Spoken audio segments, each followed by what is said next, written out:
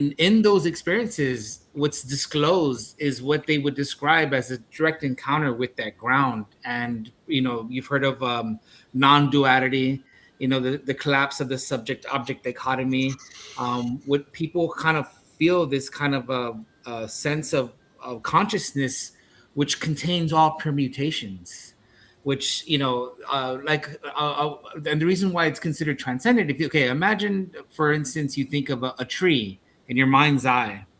That tree is nowhere in physical space. It's not a, nowhere in physical reality. It's not a tree that you could touch, you can climb or anything like that. It exists in the mind's eye. So like, it's almost like if your imagination is kind of like sliced through this hyper dimension of this ground that mystics talk about, except just being the tree. For the mystic, the ground represents all possible permutations, the very source of the imagination itself. Cafe, you're talking about wave function realism. I mean, you could relate it to that, and I think people, I don't, It's me. What's up? Hi, DeFree. But I think that's why it's considered to be transcendent, because it's not something you could taste, hear, so on and so forth. It's transcendent because everything that could be is whether or not this is the case. Yeah, that's fine.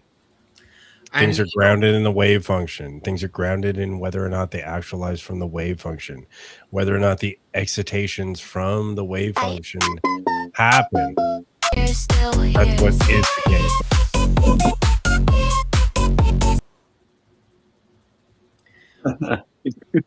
Hey,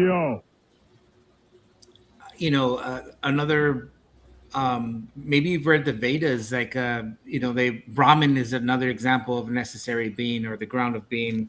And it's said in the Vedas that not even a blade of grass can move unless it's a possibility within Brahman. And they kind of mean Picard belief. They kind of mean this very similar thing of what I'm talking about with the transcendent game engine, that every possible permutation, every configuration of matter is contained in that space, and if it weren't, then it couldn't be, it couldn't manifest. Why couldn't it be? It's almost like trying to go where, like, if you think of it in terms of this video game, it's like trying to go where where the game is not programmed to go. So why do we want to talk about what couldn't be in the game engine? Well, I don't think that's necessarily the case. Like, what isn't the case? Well, you said, why couldn't it be? No. Why do we want to talk about what couldn't be the case? Well, because you asked the question. That, I asked what question that had to do with when I had mentioned the case. When I mentioned not even a blade of grass can move unless it's a possibility and within Brahman, you said, why is that? Okay, so you're saying everything is necessary? No, I'm saying that all permutations are contained within Brahman already. Like that's what's meant by pure actuality and Thomism. So Brahman is like the 150 gigs or something that you install on your hard drive as the game, right?